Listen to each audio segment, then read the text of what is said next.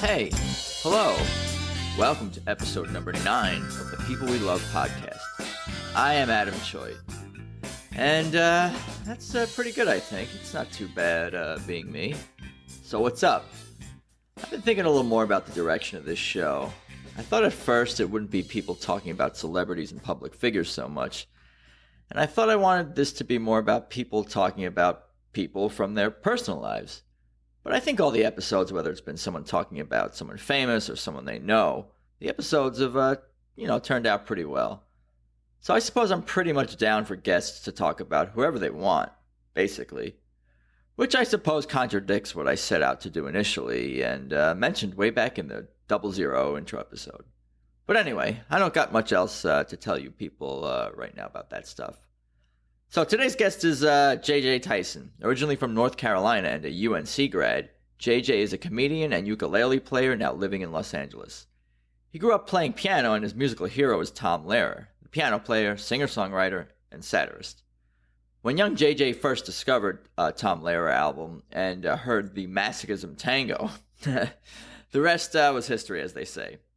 And you'll hear that Tom Lehrer song in this very episode. It's easy to hear Tom's influence on JJ's music and style, and never more so than on JJ's personal and hilarious song, The Bisexual Tightrope, which he performs for us today during this episode. So here you go. Here's JJ Tyson.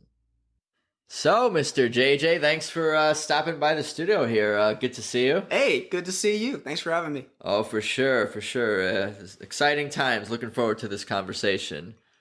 So tell the audience a little bit about yourself, where you're from, who you are, what you do. Sum up your whole life in a couple of minutes or so. Oh yeah, easy peasy. My name is JJ Tyson, as you previously alluded to. No dots. No dots, just capital letters, J. Although it was at one point big J, little j, caused confusion. People called me Jade. It was a whole mess. A capital J and a lowercase j? It was a capital J and a lowercase. Oh, people are going to kill you if you do that. Yeah, That's super confusing. It really, really was. But so I am from North Carolina. I went to the University of Chapel Hill at North Carolina. So you're a Duke fan? I'm just kidding. UNC just kicked Duke's They played tonight, right? No, they Yeah, the game just... I didn't know what happened, but I saw that they were... Oh, they got destroyed. Duke. Fuck Duke. That's all I'm going to say. What about Zion Williamson? He's the big Duke... the Duke player. You know that guy? Yeah. He's just going to be something. But anyway... I mean, he will at some point, but... Anyway, so yeah... You see Luke May tonight? You see Luke May? Oh, Luke May, I could kiss you. Not in the gay way. Oh, maybe. But we're getting off topic. But... Yeah. So tell me about it. So you went to North Carolina. You're from North Carolina? I'm from North Carolina. Both of my parents are Methodist pastors. My dad has been one since I was born. My mom was a youth pastor, and she's getting her ordination now.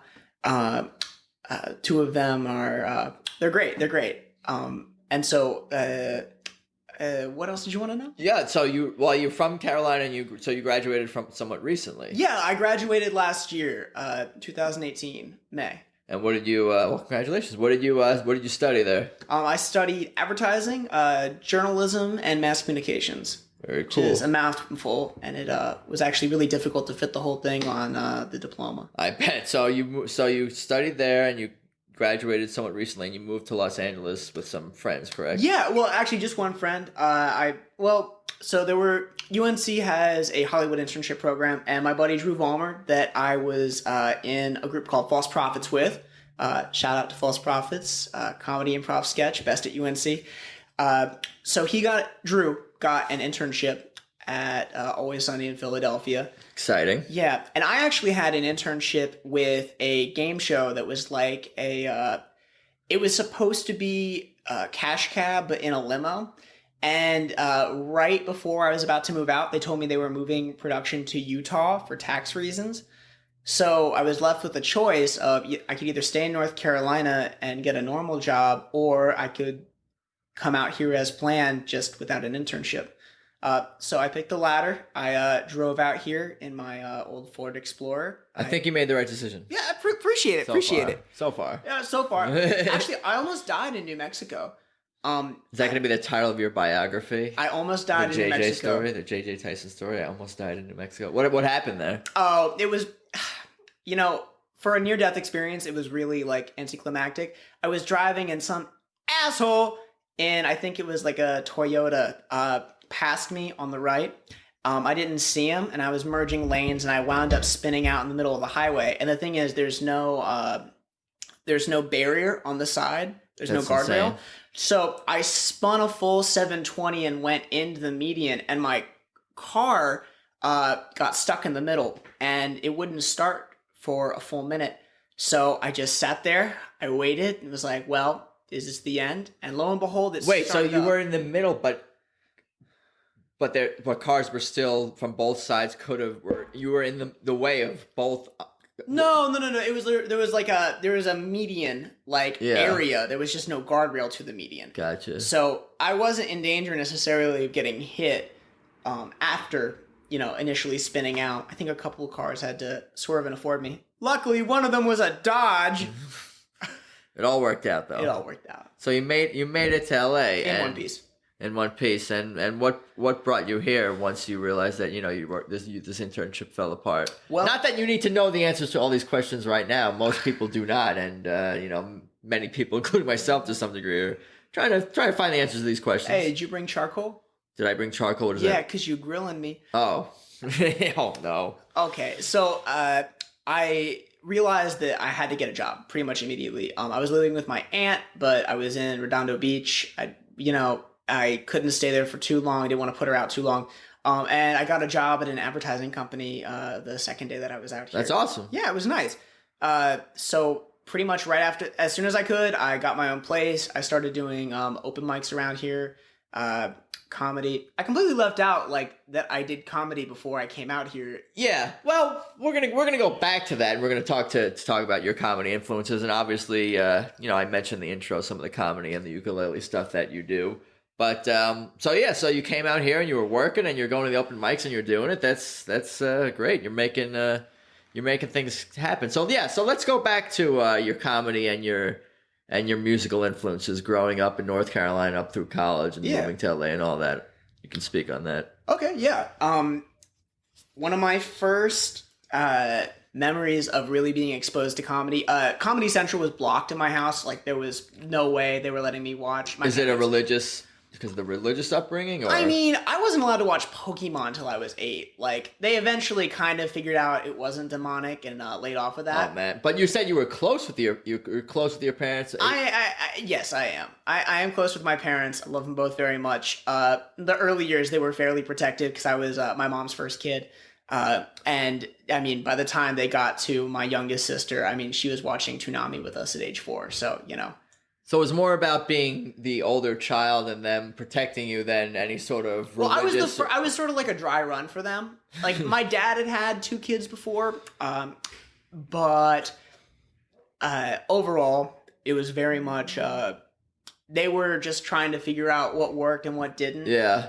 But so, yeah, no. I think that's how I was, too, because I was a second child. I have an older sister, and I think by the time I was born, life, I don't know... They treat her differently, even to this day. But it's all good.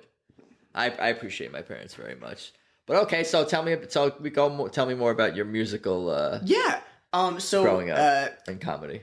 I really never got exposed to traditional stand-up comedy. I watched old I Love Lucy reruns with my dad. My dad loves I Love Lucy. So getting to see Lucille Ball from a young age was really cool. But so I distinctly remember that this one time we were in Barnes & Noble. And so my dad loved taking us on family trips to Barnes & Noble. And I was in the CD section. And I love how that's a trip. Yeah, it was a very...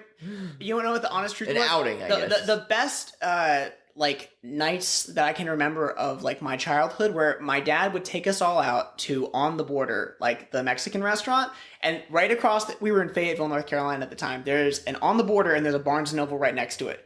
So I would split fajitas with my dad and then we would go to Barnes & Noble. It's very wholesome. That's good. Yeah. I guess it depends what books you're reading. Well, see, that's what disappointed my father so much, is that I was never going for the books. I always went for the CD section, and the thing is, there was this tiny little section of CDs called, in the comedy category. And they had maybe like 10 because nobody was putting out comedy albums. Nobody was buying them. I mean, it's, the Fayetteville Barnes & Noble. It's just not top of people's minds. But so I was looking through them, and there was this sort of image on the front of this guy playing piano with a devil tail. I actually have the actual CD right here. When I was 11. That's the one you got when you were 11? Yeah, when I bought it when I was 11. It's a drawing of a guy playing piano with a little devil horns and tail. Yeah. And I thought, oh, this looks interesting. So, for the record, you don't worship Satan? You went through a phase. Everything's a phase, really. Everything in moderation. So. Not really, What were you going to say? No, I'm actually, I'm a Methodist, good boy. But what were you going to say? Oh, yeah, so from an early age, my dad had me take piano lessons, and he was my piano teacher. He's very good. He knows classical, but I could not stand classical piano, and I wanted to play jazz. So I saw this piano, and I was like, ooh, there's a piano guy in the comedy section. This looks really interesting. So I took it to one of those little, the kiosk things they had where you scan the CD and they would play the preview. Yeah, the samples. With your head, like a big earphones. With a giant ass headsets that probably had like diseases on them. Like, especially at the Fayetteville. Ear sanitizer. Is there anything like that? Not yet. There should be. I mean, really, I should have just taken like Germ-X or something. Right. But so it was this enormous album. It's this album called Songs and More Songs by Tom Lehrer. Enormous in what duration? How long the album is? How many songs there are? It's 28 tracks long. And the reason is because it's actually 2 albums combined into one CD.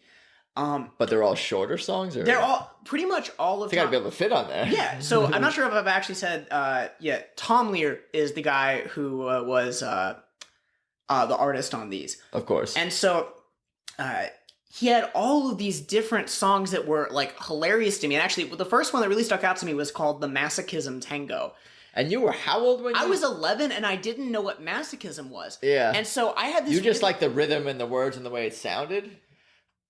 It was a guy singing to a tango rhythm about like how he liked being hurt by someone. I thought, oh, that's so funny. And there were songs about bullfighting. What the fuck, man? No, I was like, that's so... It was a funny... It sounded silly. It was very silly to me. Because his tone is kind of...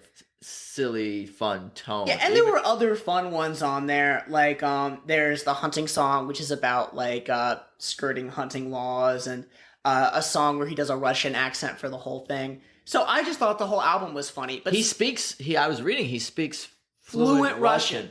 So I don't know if it was even an accent. We're going to play one of these songs. Oh, please do. All right, let's do it. I'll cue it up here. So here you go. The Masochism Tango by Tom Lehrer.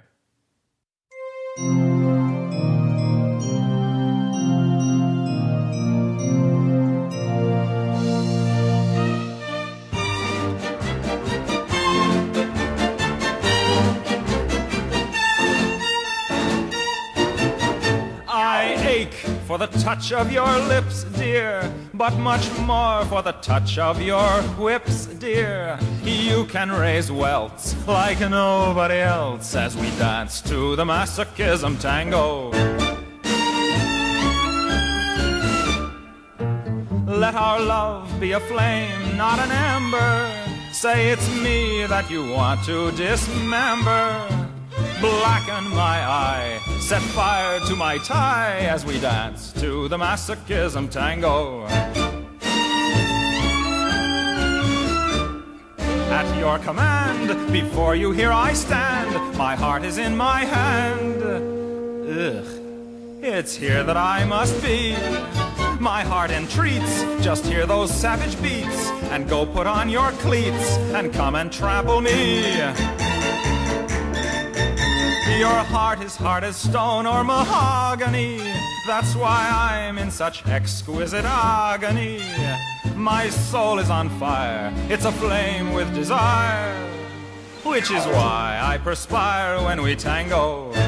You caught my nose in your left castanet, love. I can feel the pain yet, love, every time I hear drums. And I envy the rose that you held in your teeth, love, with the thorns underneath, love, sticking into your gums. Your eyes cast a spell that bewitches. The last time I needed 20 stitches to sew up the gash you made with your lash as we danced to the Masochism Tango. Bash in my brain and make me scream with pain, then kick me once again and say we'll never part. I know too well I'm underneath your spell, so darling, if you smell something burning, it's my heart. Excuse me. Take your cigarette from its holder and burn your initials in my shoulder. Fracture my spine and swear that you're mine as we dance to the Masochism Tango. Oh man, I don't know what to make of that. What a crazy song. Let me see what the lyrics here. Your eyes cast a spell that bewitches.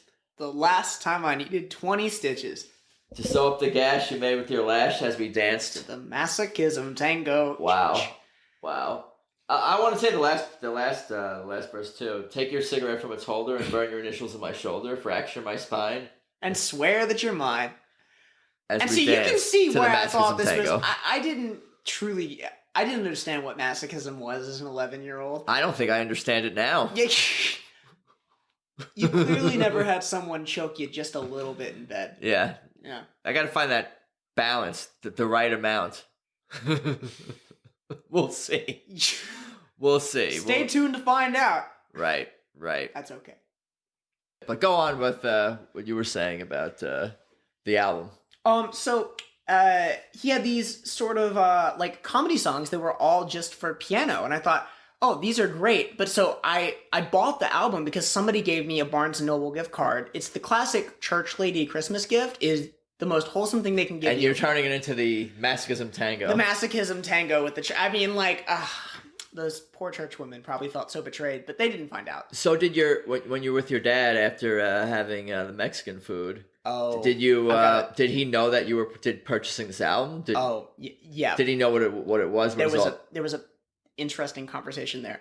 So I bought the album without my parents being around. But while we were in the car on the way back from Barnes & Noble, I casually asked my dad, again, whole family in the car, "Hey Dad, what is masochism?" Oh no. Yeah, and he goes, "Excuse me?" I heard, he's like, "Where did you hear that word?" It's like, on this CD I bought, and you should have seen his fucking face. I mean, he's driving, but his eyes get all big, like, oh my god, what did my son buy?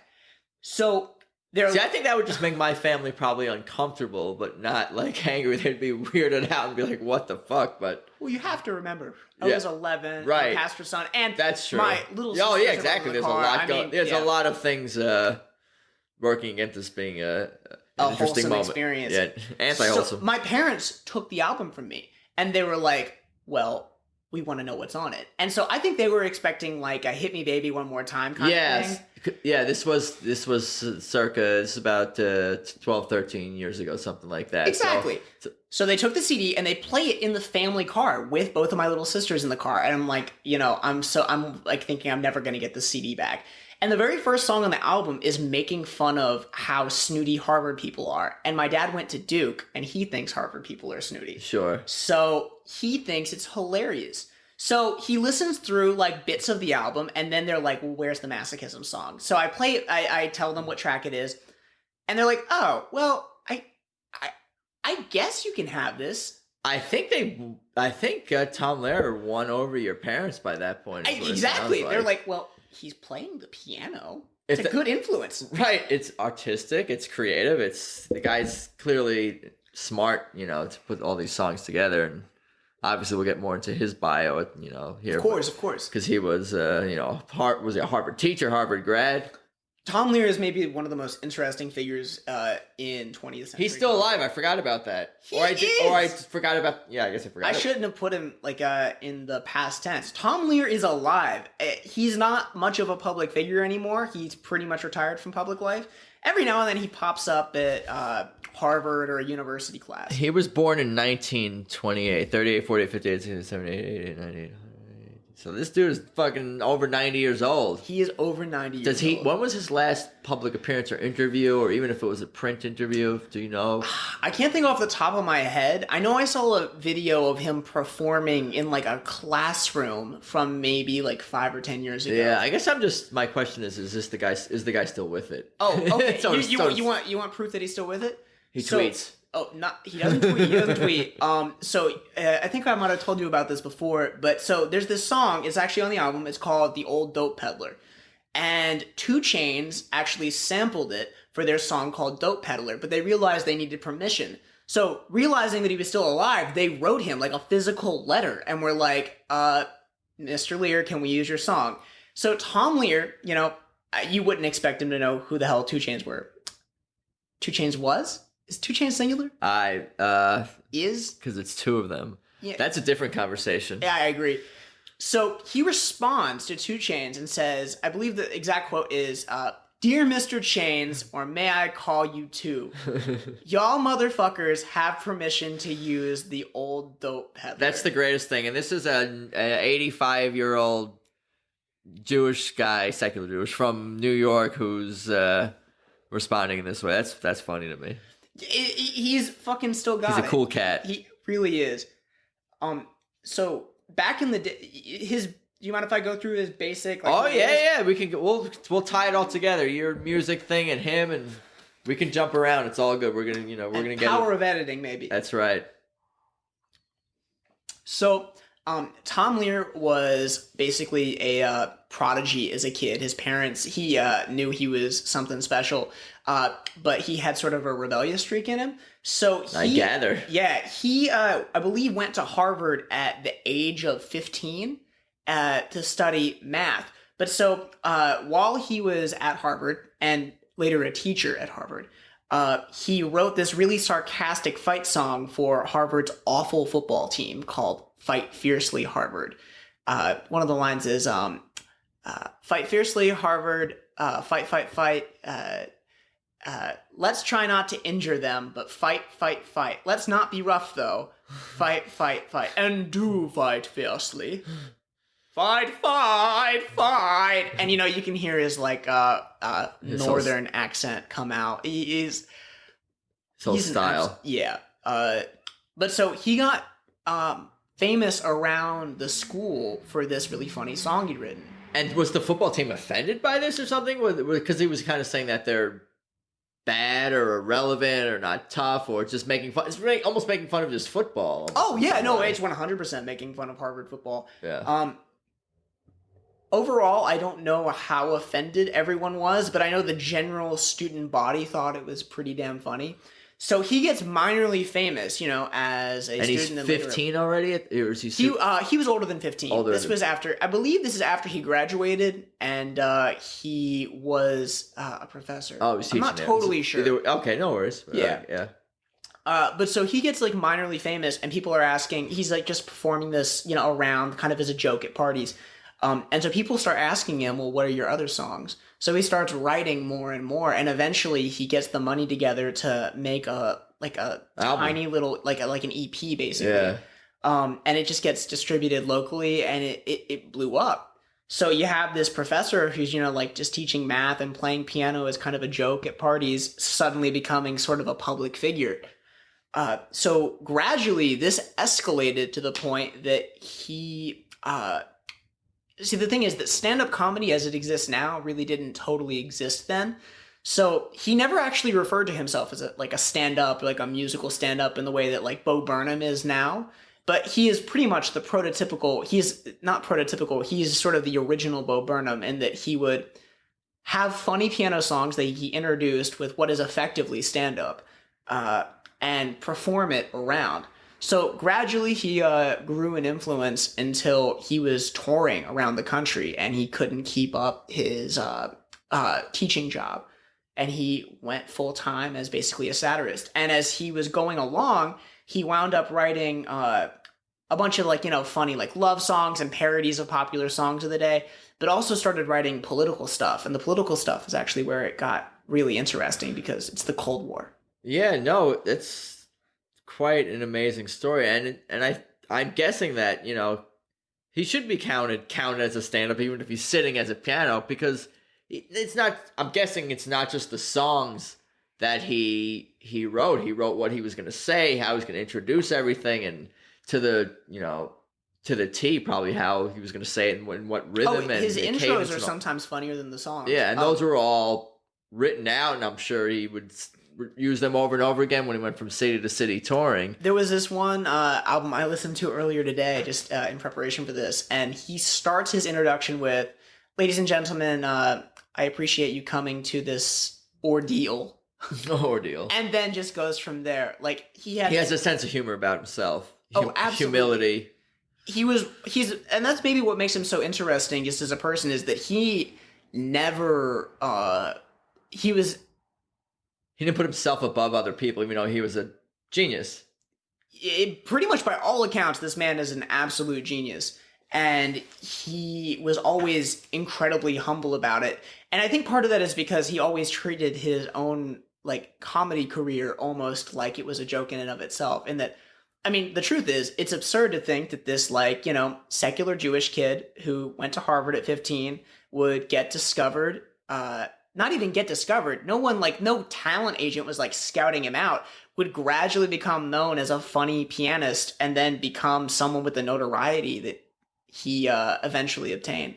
One thing that I often think about is that I think it's good to not take yourself too seriously, but take your life seriously. And I'm guessing that's what he did. He probably took his craft and his life and his writing and his music very seriously, but he didn't take himself too seriously, is what it sounds like. And I think that's probably a healthy way to live in something that, I'm trying to maybe do as well. Yeah, no, and I think it's admirable the way that he essentially, even when he had this huge level of success, never got essentially cocky. He was never in tabloids. He was never sort of caught doing something illicit. He was never an R. Kelly, if you will. Yeah. Well, that's good. That's It's always good to avoid being R. Kelly. Yeah, you don't want to be in that. Yeah, but he's led a incredibly uncontroversial life for how influential he was for a long period of time. And for some of the things that he wrote and sang that were controversial, especially, I'm sure at the time. Oh my God. Some of the things that he wrote were truly, like, just incredibly morbid. Because a lot of his political stuff was written during the Cold War. Yeah. So there's this one song on the album that I bought. It's actually the last one, called "We Will All Go Together When We Go."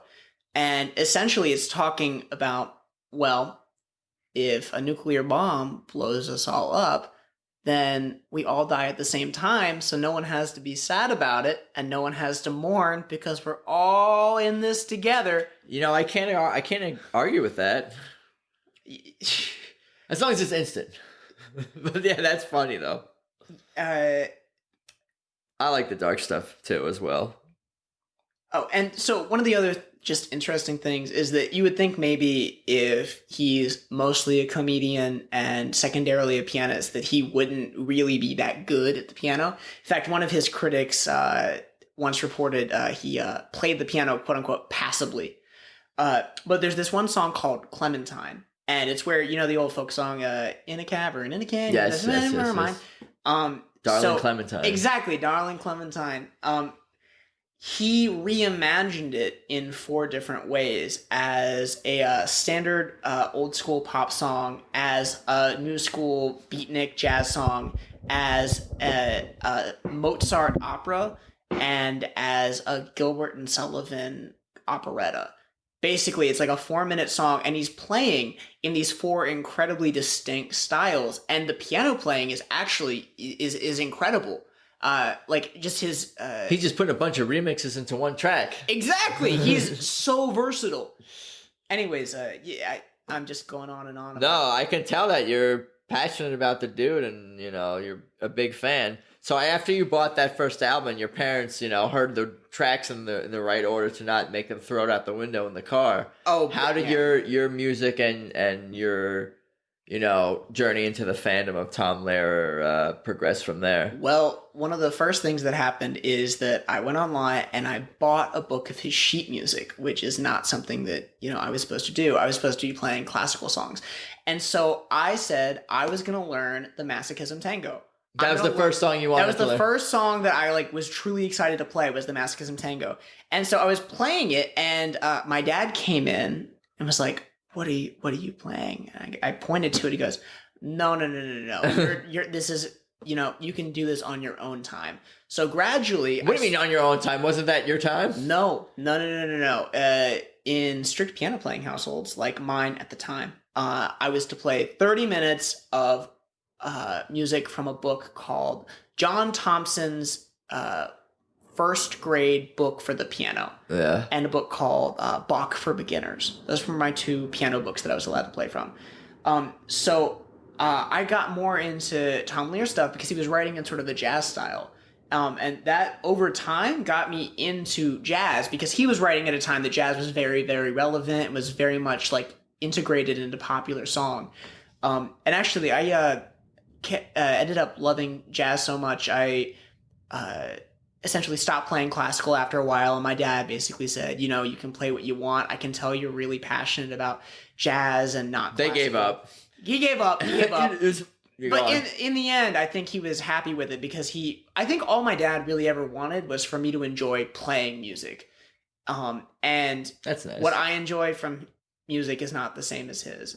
Sure, and I think that you're, just reading a little bit about Tom Lehrer before talking to you, is that your story in some ways kind of mirrors his, because wasn't he sort of a classical player who, discovered that he was more passionate about writing and, singing and performing more popular songs and jazzy songs, similarly to your journey going from classical to popular music? I will first say, I will never ascribe to myself such a lofty title as the next Tom Lehrer. No, I didn't say that. I'm just saying that your stories going from classical to popular music are kind of similar. In a lot of ways they are. And I think that's one of the reasons that I identified so much with him is he had this incredible sense of humor about himself. He was a very good pianist in every sense. And he was just a very good comedian. So it ended up leading me into liking all kinds of comedy, all kinds of jazz. I actually played piano in a jazz bar for a couple of years. Shout out to Imbibe in Chapel Hill. Mandy, if you hear this. Are you still playing piano out here? Because obviously you're focusing on ukulele, it seems like. But what's with the piano these days? Yeah, I am currently waiting for my tax refund so that I can afford a keyboard. While I was in college, I got this old upright piano that this lady was giving away, and the only stipulation was that I had to be able to get it out of her house. I was gonna guess that's what it was. You have to be able to you have to transport this exactly thing. So some friends and I got it down. She had a huge flight of exterior stairs too. It looked like a Three Stooges bit, trying to get this piano down this huge set of stairs into a pickup truck. I mean, it was a mess, but by the end of it, had a piano. In the end, I gave it to another music major, a friend of mine, Rory, but yeah, no, I don't have a piano I haven't had a piano since I've been out here. Which actually, I'm sorry, little tiny aside. Sure, I think we're already aside. We're so far aside. But we always bring it back. Yeah, we will bring it back.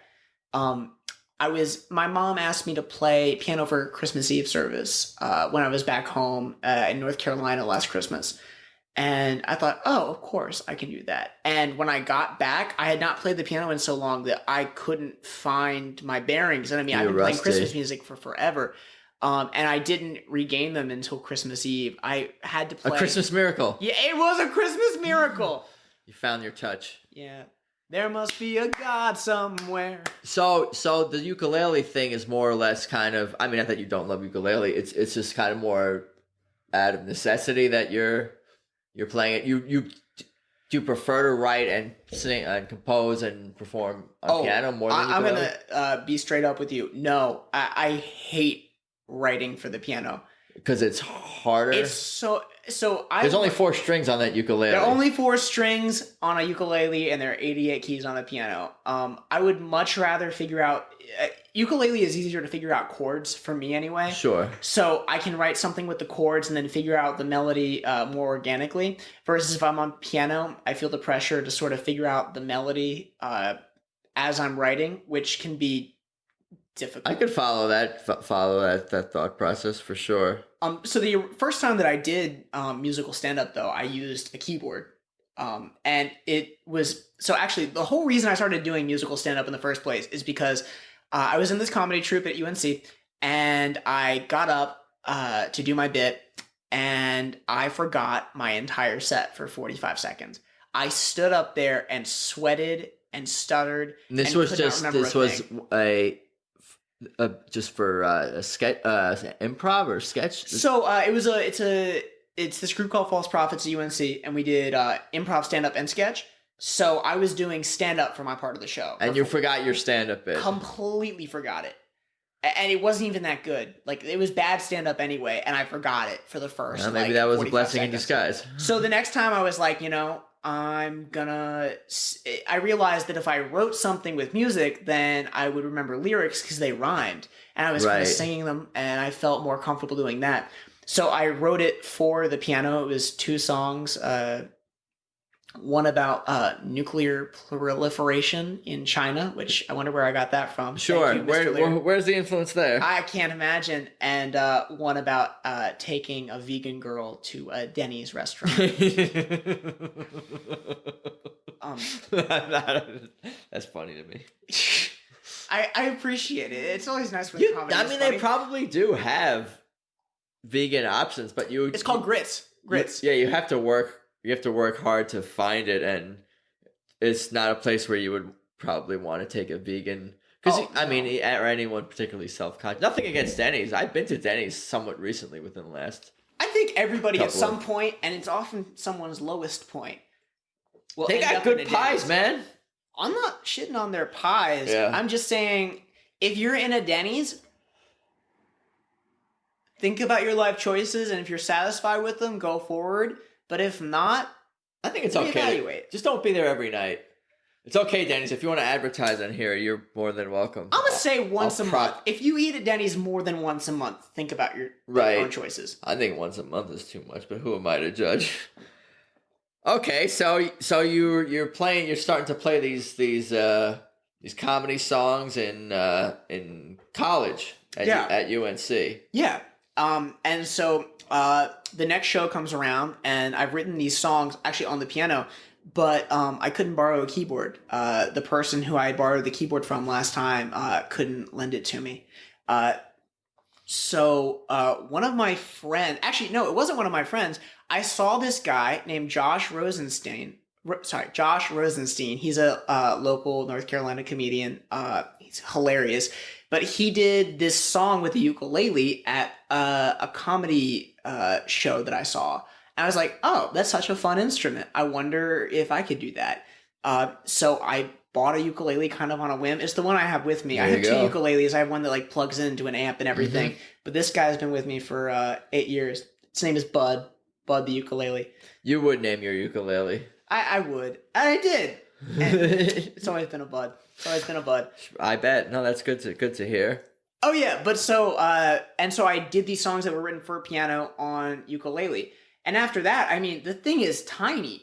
I mean, it's so I threw it in my backpack on the way here. It's easy travel. Do you so you doesn't sound like it took you long to pick up in terms of just learning some chords and being able to put some songs together.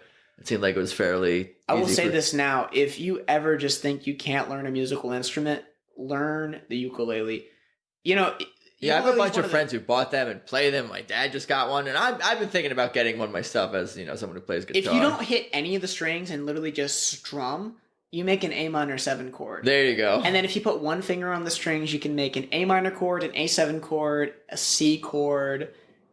I think that might... Oh, and a C7 chord. Yeah. You can write a whole song playing one string. I'm going to get one. Maybe I'll get one with the where the lower string is actually a lower tone. Oh, like a tenor? Yeah, whatever they call it. Baritone ukulele. Yeah, those are cool.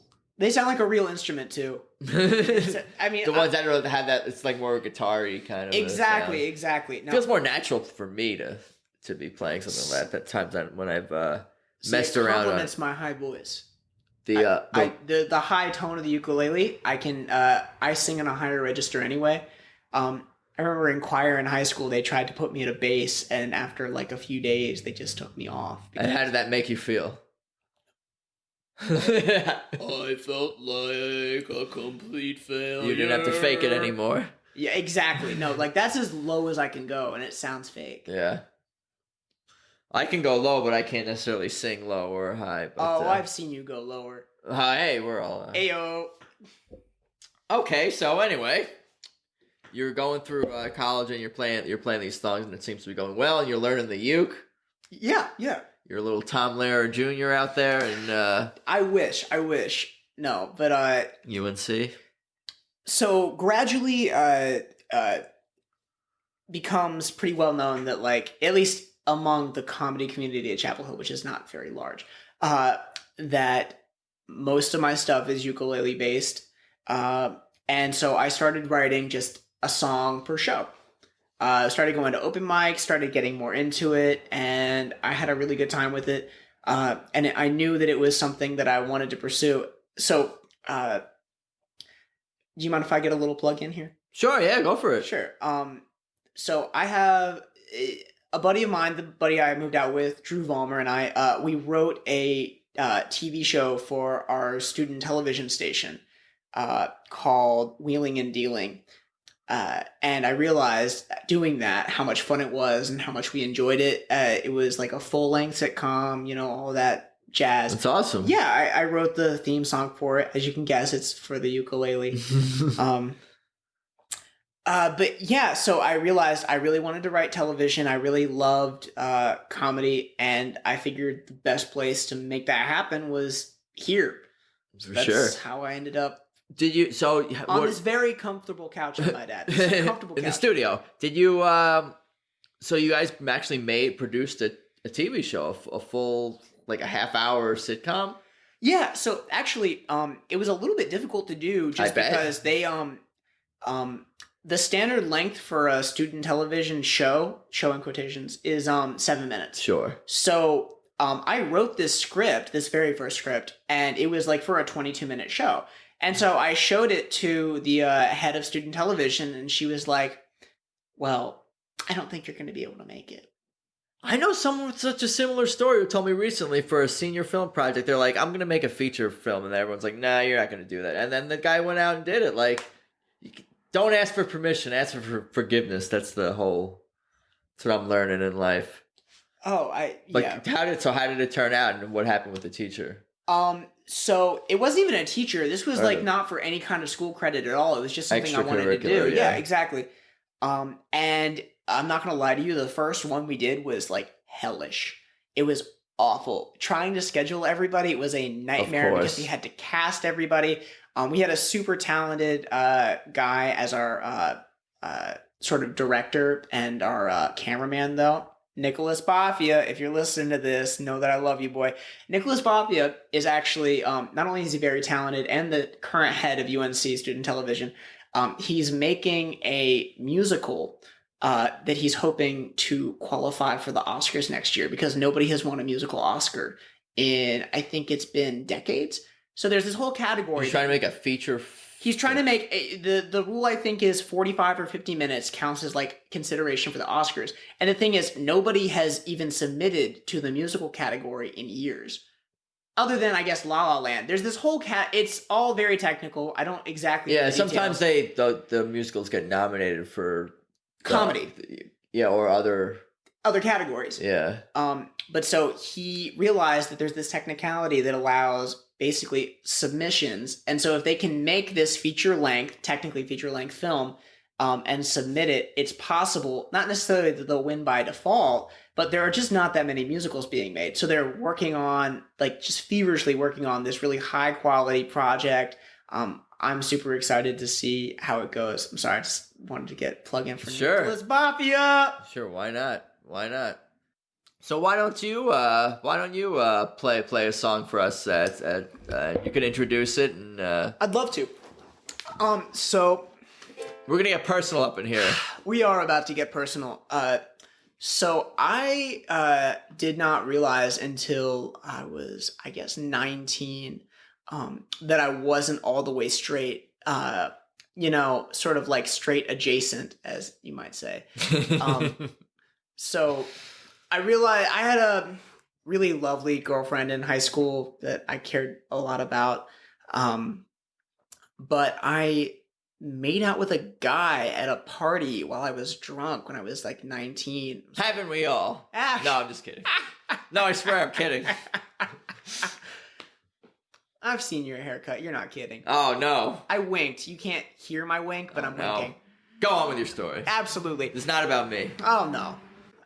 So I realized at that point that I was like, bisexual. And I didn't really want to talk about it. I never had some big coming out to everybody moment because I never wanted it to define me or really be. Sure. It was just sort of who you are. It's like I had blue eyes. I have brown hair. I'm bisexual. I don't really see why it needs to be a huge deal.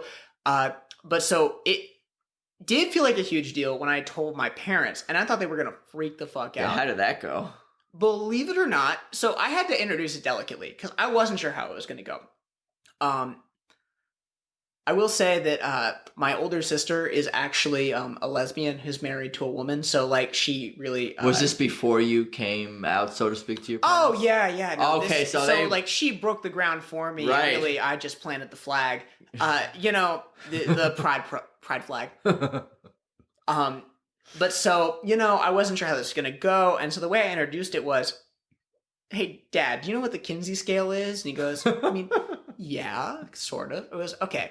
So that was a boring movie, Kinsey. I don't know. I expected a lot to be exciting. Like, this movie's about sex and all this stuff, but I was like, this is kind of not. I mean, like the world's greatest sexologist, and you can't make a fucking interesting piece? Yeah, I don't know. Maybe I'm wrong. But anyway, Kinsey scale with your dad. Absolutely. So, Kinsey scale. I was like, so I'm not a 1 and I'm not a 7. He goes, so what are you saying? I was like, well, I made out with a guy at a party and I don't think I'm all the way straight. He goes, well, okay then. It really was pretty much as simple as that. My mom kind of laughed when I told her. It was, oh, okay. Both of my parents were incredibly understanding. Both of them, the Methodist Church is actually probably one of the chillest denominations about, that in the. Maybe part of them wasn't surprised on some level. Well, okay, I think that might be true. I had definitely, okay, you ready for like a truly like, Okay, when I was 3 years old, I would go over to my grandmother's house. My grandmother lived right next door to us. It was great, like fucking like idyllic. Just like, waltzing over to grandma's house. There was like a little garden path to my grandmother's house. It was great. But so... my favorite movie as a kid was My Fair Lady. And there's this one song in this movie called Just You Wait, Henry Higgins' Just You Wait. And I thought it was the funniest thing to imitate Audrey Hepburn in that movie. And she kind of like throws things, or like she's moving about really, really brashly. And so I would take a box of my grandmother's Kleenex and throw the Kleenex everywhere as like a dramatic flourish. So honestly, I mean... You were showing signs. Yeah, no, if you couldn't figure out that your boy wasn't all the way straight, I mean, I don't know. That could have been a sign. No, but that's great that your parents and family and friends seem supportive overall for the most part. And absolutely. I can't say I was with you every moment of your life and things were difficult at times, dealing with some people. Oh, no. I mean, there have been, like, people who don't get it, people who think that I'm secretly gay. It's actually what I'm about to get into with this song. Right. So this is a song, it's basically, it's called the Bisexual Tightrope, because when you are bisexual, you're sort of expected to fill both this role of being the gay friend in the relationship, but also being a straight guy in the relationship. And there's this strange... Depending on where you find yourself. Exactly, depending on who you're around, depending on what the expectations are socially. So this is a musical comedy song. I do have a show at Flappers in Burbank on the 5th, if anybody's interested. 5th of March, 2019. For those of you listening in 2029, What time? Yeah. 8 o'clock. All right, we'll plug it again after the song. Absolutely. Okay, so this is a song called Bisexual Tightrope.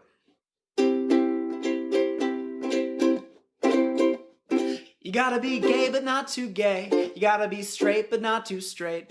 Cause being bi, I can't deny, is an unsettling fate, it's true. All the straights think you're gay, all the gays think you're straight, and other bisexual people rarely think of you. So be a football player, but not in your high school's Grease production. Join marching band, but make damn sure you play percussion. You got to balance your rosé and Bud Light consumption, cause you gotta prove you're not gay or straight, you're bi.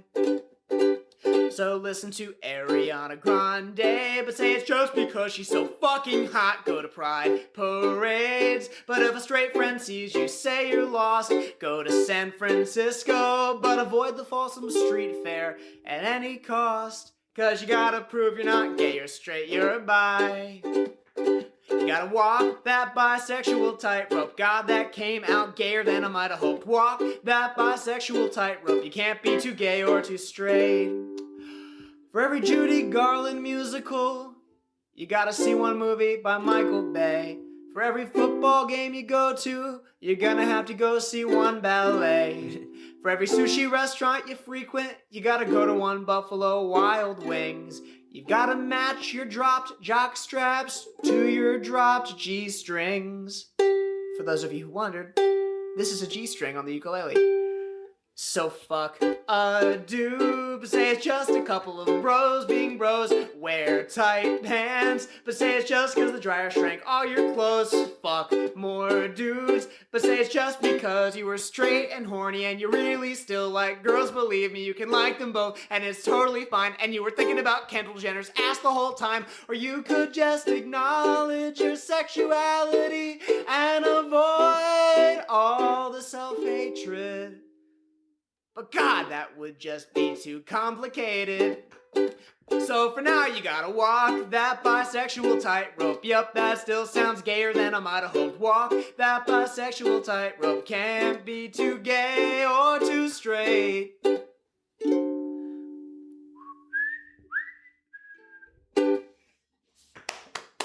Oh man, great job. Appreciate You know what it. I hope? I hope Tom Lehrer can, hears this. If his hearing is still good, because I know he's an older gentleman, but I hope he hears this and, us complimenting him and hears your song, because Well, part of me wonders... I think he'll be proud of you. I hope so. I hope he's not thinking that I'm using his legacy to promote the quote-unquote gay agenda. But the truth is, I feel like he just I don't see anything in Wikipedia that would make me think that. No, actually, he's been a champion for liberal causes for a fairly long time. Yeah, I don't think he would be a hater. Mr. Lehrer, if you're listening, just thank you so much for inspiring mediocre to decent efforts in your name. I appreciate you. You're a humble man. You and Mr. Lehrer as well. But cool. Well, thanks for stopping by. You said you had a show up at Flappers coming up, and people can just probably Google Flappers Burbank and figure out how to get there. Absolutely. It's probably at night. It is indeed. It's 8 p.m., not 8 a.m. Yeah, it's not one of those early morning comedy shows. Oh, the ones you hear so much about. Yeah. Yeah, that's when you really know you've made it, is the 8 a.m. comedy circuit. If they don't serve Captain Crunch at the bar when you're doing comedy, what's really, the point? What are you even doing? You could put Irish cream in your cereal. That could work. That could work for me, but that's something else to discuss. Cool. So you got Flappers. Anything else coming up you want to plug or discuss or mention? Your Carolina shows. Are there other shows you got going on in LA? Where people can find you on social media? Absolutely. You can find me at JHT1414 on Instagram. That's JHT1414. I'm saying it like I'm leaving a voicemail. No, that's good. Make it nice and clear. I wonder if they could find you with JJ Tyson as well. I wonder if you'll pop up. But do what he said. Absolutely. Okay, if you put JJ Tyson into YouTube, you'll find my 2 videos and maybe some of my YouTube stuff from when I was in middle school that we didn't discuss. Yeah, man. Watch his videos. Follow him on Instagram. And if you're in LA, go to If you're not in LA, fucking we should fly in Tom Lehrer. Flap on in for some flappers. Yeah, fly in Tom Lehrer from. All right, now I'm asking for too much. No, my God, no! I would give my entire savings if I could get Tom Lehrer to Your entire. Well, I guess I don't know how much savings you have. Oh, it's not much. The point is that you would be, do what it takes to make it happen, I gather. I mean, like my entire swear jar. Have you ever met him? You never met the guy. No, he's a hard man to get in touch with, but because especially since he's not really a public figure so much by his own choice. Well, no, actually, it's crazy. He was like at the top of his game. He was writing like political commentary pieces. I actually like wrote stuff for children's television shows. In addition, he was doing all kinds of stuff, and then he just decided one day to give it all up. And his stated reason was that Richard Nixon being elected was parody in and of itself, so there was no more point. Is that a legend or is that true? I'm gonna say it's a truthful legend. Yeah, somewhere in between. I mean, it's funny that he says that because, like, given our current political climate, it's almost hard to parody reality. Say what you will. I think it's tough to parody Trump because he's pretty funny Watergate, just naturally, without trying. Exactly. I mean, when the president makes fun of himself, that's why I really don't write Trump songs, is because, the situation is satirical in and of itself. Right. Well, thanks again for stopping by. Hey, thank you so much for having me. I appreciate it. I hope everyone enjoyed that, and good luck at your shows, and keep playing and keep writing music and doing your thing and making Tom proud. Hey, cheers to you, and thank you so much. Thanks, man. Talk soon. So there you have it. My conversation with JJ Tyson. Hope you enjoyed that and enjoyed that musical performance. To be honest, I hadn't previously even heard of Tom Lehrer, but man, how could you not appreciate the work that guy put out there? I should have been a childhood prodigy, musical genius. Whatever. Of course, you can follow this show, People We Love, on Instagram and Twitter. Just look for the red logo, white letters, People We Love, and there's a Facebook page as well. And the show is available on Spotify, Stitcher, iTunes, all that. And if you're enjoying it, please leave a 5-star positive review on iTunes. That always is helpful. I appreciate it. And I think I don't have anything else for today, but we'll talk soon. Peace.